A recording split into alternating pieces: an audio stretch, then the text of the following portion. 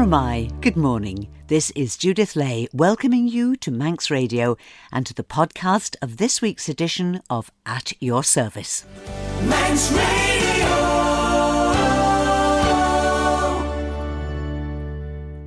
This morning we're in a beautiful Douglas church that's celebrating its past and looking forward to an exciting future. And I'll be talking with a priest who is full of enthusiasm, empathy and lively faith.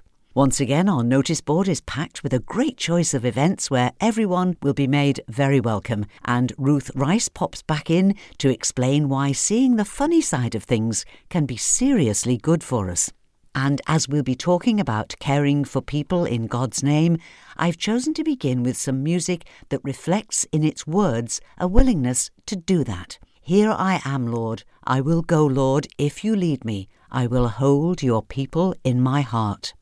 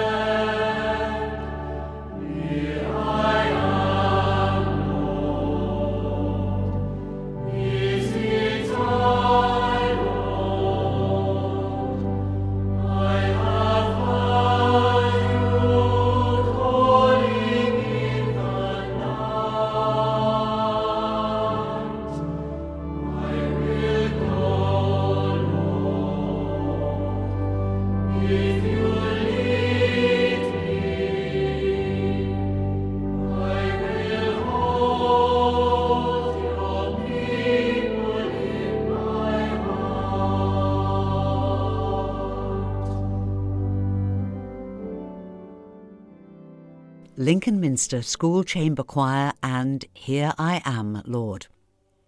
St Thomas's Church, here in the heart of Douglas, just off the promenade, close to the Gaiety Theatre, is celebrating 150 years of continuous worship with an invitation for you to pop in any time this week between Monday and Friday, when the church will be open, offering hot drinks and homemade cakes and lots to see and enjoy.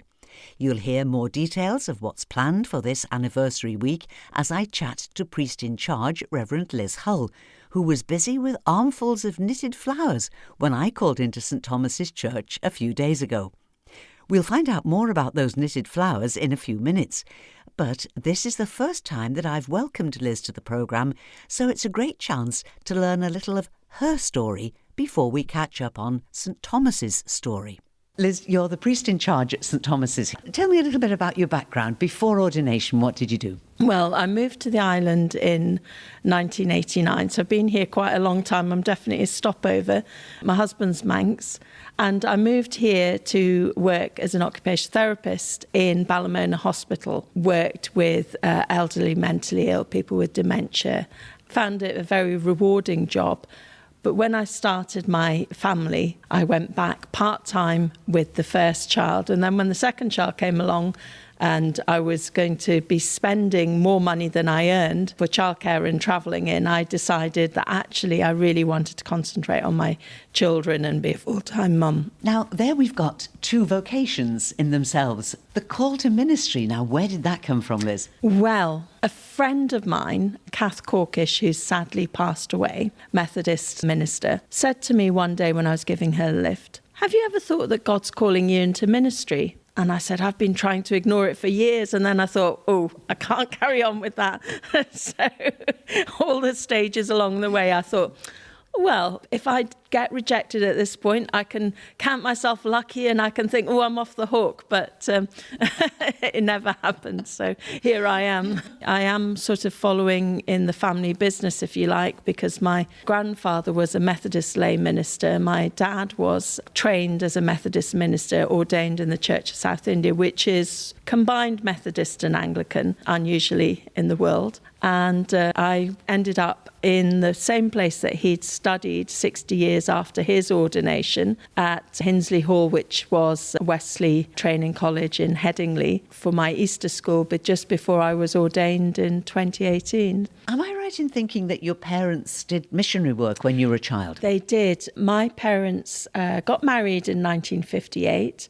Spent their honeymoon on the boat out to India. Arrived in India, my dad was ordained by a bishop in the Church of South India, rather than being ordained here by a Methodist, and then he wouldn't have been able to officiate in the Church of South India because it's part of the Anglican Communion. And they were there for 26 years. So I was born there after they'd been there 5 years, and then my siblings turned up as well. So I spent my childhood out in India with brief trips home to England on furlough. And they left India after 26 years, and then they spent some time in Rome for 7 years as well. So, fascinating background. What do you remember about that? Were you very affected by what your parents did, or were you very aware of it? Certainly growing up in India has given me a strong sense of justice and injustice, of poverty and not taking what we have for granted, and, seeing people in dire poverty that we just don't experience in this country made me aware of that, and also of the privileged position that I was in. I used to say if I was born in the next bed, I would have been married as a child bride and had a very different life. And of course, when you talk about justice and injustice, just within India, the caste system. Yes, the caste system and the untouchables, who just by the position of who they were born to were considered unclean by the rest of the castes. Where I was in Hyderabad, in Secunderabad, there was a big Muslim community as well. And there used to be Muslim and Hindu riots on a regular basis and curfews and things.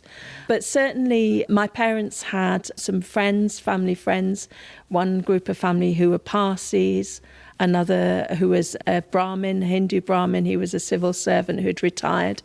Uncle Krishna, who was very much part of the family. So my ecumenism extends to respect for other people of other faiths as well. Listening to all of this, one might imagine that you retained a really strong personal faith throughout your life. Would that be true, Liz? No, I had my ups and downs at school. I was very committed at times. I used to go and teach Sunday school as an A-level student.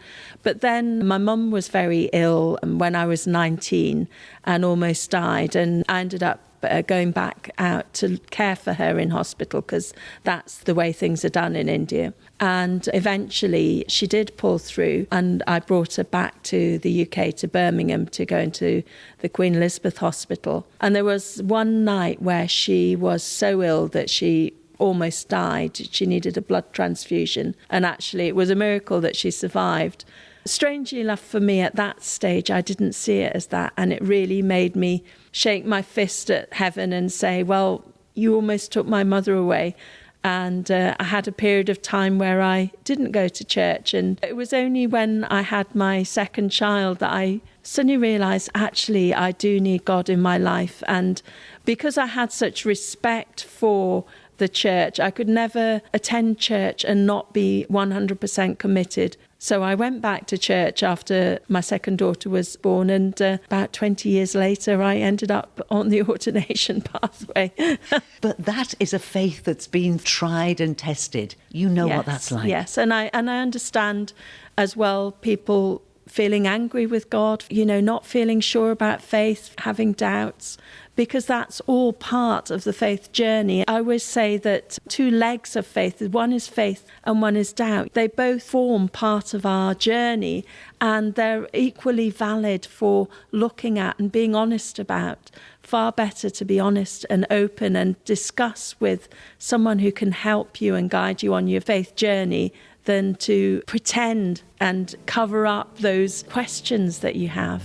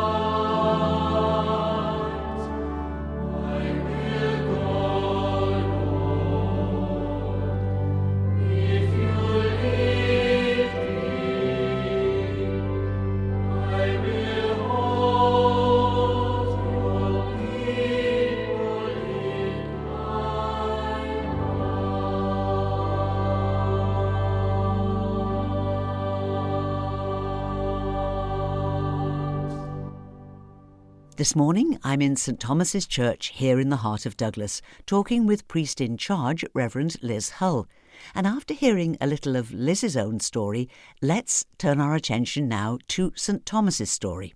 After ordination, Liz was a curate in Rushen Parish, working with Canon Joe Heaton. In October last year, Liz was licensed as priest in charge at St Thomas's. And that's where we take up the story again. I have to say that probably St Thomas's gets the most mentions on this programme, on the notice board, because there's always something going on. Exactly. A very busy church. Yeah. And certainly the staff down at Church's Bookshop as well have said, this is such a busy church and there's people coming and going all the time. You invited Church's Bookshop, who were previously in Howard Street, you invited them to come and share some of the rooms here in St Thomas's. It's a partnership that's worked beautifully. But there's a special week at St Thomas's, and that's what we're going to talk about, isn't it? Yes. This week, we're celebrating 150 years of continuous worship. The church actually opened in 1849, but after a period of a few years was closed because there was a dispute between the bishop of the time and the vicar of Braddon about who could appoint the new vicar. Eventually, the vicar of Braddon prevailed, and the church was reopened 150 years ago. And the bishop was feeling quite miffed, I think, because the service only took 18 minutes from beginning to end. So not done with the best of grace. But here we are. Obviously, St Thomas's has recently come out of a period of suspension of 5 years, where it was very carefully and ably managed and looked after by Canon Philip Freer and Jackie, who are still coming and part of the congregation and still helping out in numerous ways, for which we're very grateful. Jackie's set us off on a huge project as well, which is a temporary project to celebrate the 150 years, which is knitting about 1,500 flowers to go up the tower. She's she's inspired by something she saw in the Church Times where they had done a similar project. A church had put some flowers up to celebrate the Platinum Jubilee. And we ambitiously set off to get it done in a couple of months and realised that that was far too ambitious a project. So we're actually probably hoping to get it up by Easter next year. But we've had loads of flowers knitted from all over the island, and we're really grateful for everyone who's got stuck in and joined in that project. Just before we go any further, Liz, how could people get involved in that? You can see about it on our Facebook page. There's information there, and we'll be keeping people updated about when we will finally get all the logistics solved and the flowers sewn onto the netting and up the tower. And the fire service have agreed to help us with that. So we're very grateful for that too. Wonderful team effort. And that's just one of the things. I know. So come on, back to this special week, this special anniversary week. What are you doing? Well, today, as you may or may not know, is St Thomas's Day. So we start with a service, a family service at 11, and we'll be celebrating where St Thomas's has been and where it's going. And this, when I say St Thomas's, I mean St Thomas's, the church congregation here, though we will also reflect on the apostles, St Thomas's, for which we're named, but we'll be looking to the future. And the young people will be teaching us a song using sign language, which will be a nod back to Sunday school songs that have been sung over the years, but a fun and active service. And we'll be thinking about ourselves as living stones and what that might mean. This is such a visually beautiful church, beautiful stained glass, and of course those famous Nicholson murals. So we've got things that are of architectural and historical importance, as well as just what you said. The church is not about the building, it's about the people who are within it. Yes. And so it's drawing those two strands together, and that's a huge challenge, Liz, isn't it? It is. So we've got a lot of fabric of the building to care for. We've also got a vision for a renaissance of St Thomas's, where we remove the pews and create a much more flexible space, which will help so much for the many events that we have here, like the Friday lunches, where we're squeezing tables and chairs in all over the place. We'll have a fantastic open space. We're planning a cafe area along one side of the church, the church's bookshop, a permanent home up in the church building, disabled access, disabled toilets, a lift up to a mezzanine floor with a performance space. The Arts Council have been involved and consulted, and they've been very keen that there might be more performance space and more rehearsal space in Douglas. It seems a natural partnership because geographically you're within sight of the gaiety of the villa. Yes. So for this to be an arts church almost would seem to be a natural partnership. Yes, definitely. And we have a number of very skilled musicians within the congregation and choir of St Thomas's. And we have our summer concerts every Wednesday night where we have various choirs coming in. In fact, your organist and his wife are celebrated musicians in their own country. They're from Poland, aren't they? They Liz? are, and both fantastic singers, beautiful voices. Both often give us a solo during the communion part of the service, and Thomas, a very skilled musician on the organ as well. I have a real vision for having this church open much more frequently so that people can come in and see the wonderful architecture here. That's the vision. And obviously, I know that there's a lot of hard work and a lot of fundraising to do. Part of this open week is about celebration and fundraising. We're going to have the church open from 9 to 4 every day. People can come in, have refreshments, an opportunity to meet people and chat. We also have our summer concert, but we also have on the Monday St Thomas's School to come and celebrate with us on the Monday afternoon for a service, because we obviously have that historic connection with St Thomas's School. And then we have a school reunion, calling all ex-pupils, ex-teachers to come in at 6 p.m. on a Monday evening to St Thomas's Church and have a natter, catch up with each other and reminisce about the good old days, or however they remember them. We have a celebration lunch on the Friday, this Friday, with all the usual fantastic decadent puddings that the ladies at St Thomas's produce. And if you're feeling more healthy, a delicious fruit salad. And that'll be Friday from noon? From noon till 2 p.m. Is it necessary to book for that, Liz? No, turn up, and there'll always be a space for you, an abundance of food. And that's another thing that people can come in. They can come in and see the architect's plans drawn up so far. They're not set in stone. We're still exploring them, and there's a complicated procedure for getting permission to do anything in a church building, which involves numerous bodies, which all has to be gone through as well. Yeah. But you have to start somewhere. Exactly. With your personal enthusiasm for this and your willingness to listen and talk to people, you will draw together the group that's needed. I have to say that the church already has a number of very committed and dedicated team of the wardens and other members of the congregation who have brought the plans to this stage. They obviously were in the pipeline before I started, and I actually joined them for a meeting before I was actually licensed here. So I can't take the credit for this. This is very much on the work of the congregation of St Thomas's who've put this effort in. I fully appreciate what you're saying, Liz, but do you not think that you have been sent, that God has led you here at this time for this purpose? Yes. Scary thoughts, but yes. Certainly from my parents' life and ministry, I have absolutely understood, that God calls and we follow. And although I was slow to get on the boat, I am here now and fully committed to being wherever God sends me.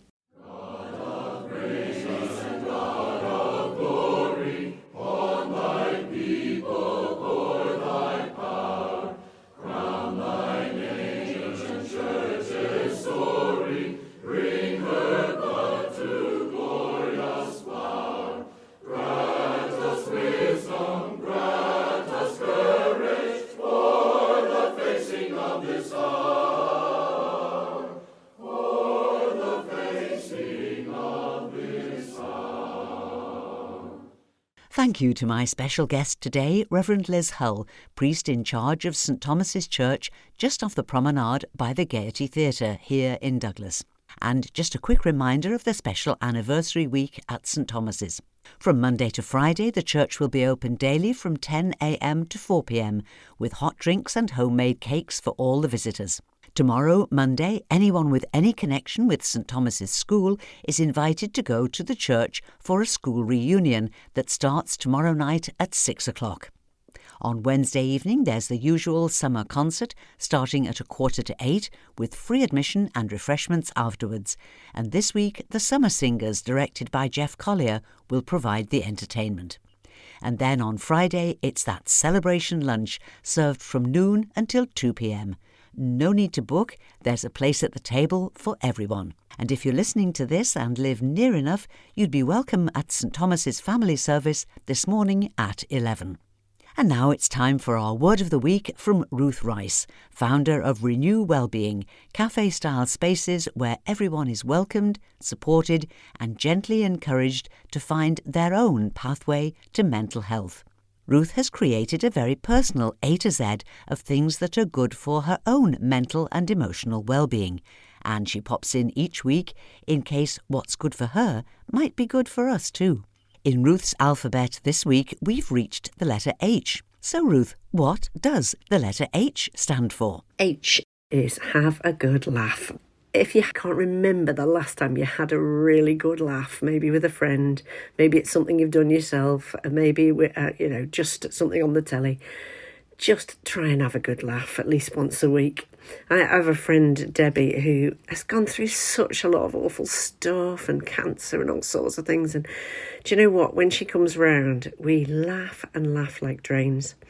We have a selection of different chairs and sofas in our front room because we've always been given sofas and chairs and we've never really chosen them. And our kids say, Mum, it looks like an old people's home already. And when my friend Debbie came round to visit me recently, and she was all hunched up, bless her, because of some of the stuff that the cancer had done to her spine. And I'd broken my foot and was limping through. And we took one look at each other sitting on these chairs in our front room that looked like an old people's home and laughed so we could barely speak, just because we'd both limped in there, sat ourselves down, picked a blanket up each. And I don't know whether it was helpful to her. I think it was. a good laugh, even in a really weird moment with a good friend, can do you the world of good. So there you go. That's my little tip for you, is have a good laugh. Thank you, Ruth Rice, and there'll be more from Ruth's Alphabet of Wellbeing next week. And that's almost all that we have time for today, so let's finish with a look at our notice board, and we start with things happening today. Bride Sunday School anniversary will be celebrated with a special service this afternoon at 4 o'clock. Reverend Andy Fishburn is the preacher, and there'll be special singing by the Sunday School children, and the service will be followed by afternoon tea. The Mariners invite you to join them for the last service of this season, which is tonight at 6:30 in St Luke's Church in Baldwin. The preacher will be Reverend Stephen Heron, and the service will be followed as usual by supper and community hymn singing, with a warm welcome for all. St James's Church in Dalby are celebrating their church anniversary tonight in a service at 6:30, with music from the choir Manx Voices, and guest speakers reflecting on where we've come from, where we're at, and where we're going to. Tea, Dalby style, will be served in the schoolrooms after the celebration service. And on Tuesday the 5th, Tynwald Day, St James's Church in Dalby will be serving Tynwald Day lunches and teas from 12 noon till 4:30 in the schoolrooms. All proceeds after costs will be donated to the Ukrainian Appeal. Looking to the week ahead, and on Wednesday the 6th, Churches Alive in Man are once again inviting us to come together to gather around Tynwald Hill to join in a time of prayer for our island, for all aspects of island life. Praying for the Nation is on Wednesday evening at 7 o'clock on Tynwald Hill. In the event of wet weather, we'll meet in the Royal Chapel. And there's a warm welcome for everyone of all faiths. This is a time for us to join together and be united in prayer for our island. News now from Old Kirkbraden, and this too is for Wednesday the 6th, when there'll be a concert to mark the 40th anniversary of the start of the Friends of Old Kirkbraden. The concert is in Old Kirkbraden and will be given by Cathy Quayle and some of her friends. Just the Tonic Vocal Ensemble and the Renaissance Recorder Trio. It's at 7:30 on Wednesday evening, with tea and bonnock afterwards. There's no admission charge, but donations would be welcome. Thursday night summer concerts in Port Erin start again this week, with the choir Sheehan and Millish providing the entertainment in St Catherine's Church in Port Erin this Thursday night at 7:45. Admission is free. There'll be a retiring collection if you wish to donate, and you're welcome to stay for refreshments in the hall after the concert. Colby Methodist Community invite you to a quiz night for all the family. Ollie is the quizmaster, and it's on Friday night at 7 o'clock in Colby Methodist Church. Admission is free with refreshments available, and donations to church funds would be appreciated. Then on Saturday the 9th, there's a 60s theme night in Onken Methodist Church Hall on the main road in Onken. It starts at 7 o'clock. There'll be singing and dancing to the popular 60s band The Vectors, and the ticket price of just £5 includes supper, with free entry for accompanied children. To reserve your tickets, phone or text Celia on 460 965. 460 965. And finally, there's a coffee morning in aid of Robert Owen House next Saturday the 9th from 10 a.m. at the Town Hall in Ramsey. Pop in and you'll be made very welcome. And that's all that we have time for now, but I'll be back in the studio tonight from 9 with Sundown. Easy listening music to round off the weekend, and I'd love you to join me if you can. Do please email me if you've got items for the notice board. My address is judithlay@manxradio.com. So till whenever we meet again, this is Judith saying thank you for listening, and I wish you and those you love a blessed and peaceful week and a very good morning.